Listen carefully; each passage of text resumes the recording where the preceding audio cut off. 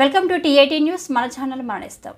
ఉద్యోగం రాక న్యాయం కోసం తిరుగుతున్న క్రమంలో సింగరేణి మారుపేర్ల విజిలెన్స్ పెండింగ్ కేసుల బాధితుడు ఆదినారాయణకి యాక్సిడెంట్లో కాలు విరగడం చాలా బాధాకరమైన విషయమని, ఇప్పటికే 2 ప్రాణాలు పోయాయని, ఇప్పటికైనా సింగరేణి యాజమాన్యం ప్రభుత్వం దృష్టికి తీసుకువెళ్లి మాకు న్యాయం చేయాలని బాధితుడు అన్నారు. వెనకట కార్మికులకు చదువు లేక ఎన్నో సంవత్సరాల క్రితం జరిగిన తప్పుకి మమ్మల్ని శిక్షించకండి, వెంటనే మాకు ఉద్యోగ అవకాశం కల్పించి మాకు న్యాయం చేయాలని కోరుకుంటున్నామని సింగరేణి మారుపేర్ల విజిలెన్స్ పెండింగ్ కేసుల బాధితులు అన్నారు.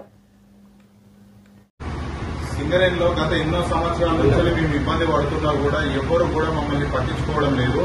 మేము ఎన్నో సార్లు ప్రతి ఒక్క యూనియన్ లీడర్ దగ్గరికి, ప్రతి ఒక్క యాజమాన్యం దగ్గరికి వెళ్లేసి కూడా మేము మా బాధను తెలియజేసుకుంటే ఇప్పుడు చేస్తాం అప్పుడు చేస్తాం అని చెప్పేసి వాళ్ళు మాకు సమాధానాలు ఇచ్చుకుంటూ రావడమే తప్పించి మాకు అసలు న్యాయం అనేది జరగట్లేదు. మొన్న ఏదైతే ఒక 3 నెలల కింద 4 నెలల కింద మా దాంట్లో ఒక వ్యక్తి తిరిగి శ్రీధర్ అన్న అని చెప్పేసి ఆయన చనిపోయి వాళ్ళ నాన్న చనిపోవడం జరిగింది. ఈ రోజు మళ్లీ కూడా ఇదే ఉద్యోగాల కోసం మేము తిరుగుతూనే ఉన్నాము. తిరుగుతున్న క్రమంలో ఈ రోజు ఈ అన్న మాతో తిరిగే అన్న ఈ యొక్క కాలు ఇంత ఘోరంగా యాక్సిడెంట్ అవ్వడం జరుగుతుంది. దయచేసి మా ప్రాణాలు పోయే సిచ్యువేషన్ కాడ కూడా వస్తుంది.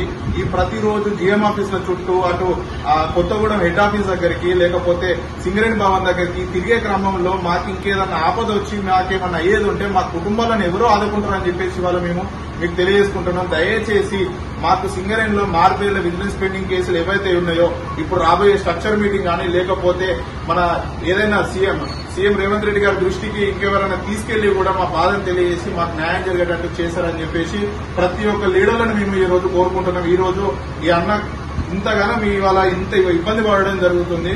ఒక వ్యక్తి చనిపోయిండు, మరో వ్యక్తి ఈ విధంగా ఇది జరగడం మాకు అసలు చాలా ఘోరంగా బాధాకరమైన విషయం. మాకు ఖచ్చితంగా న్యాయం చేస్తారని మేము కోరుకుంటున్నాం.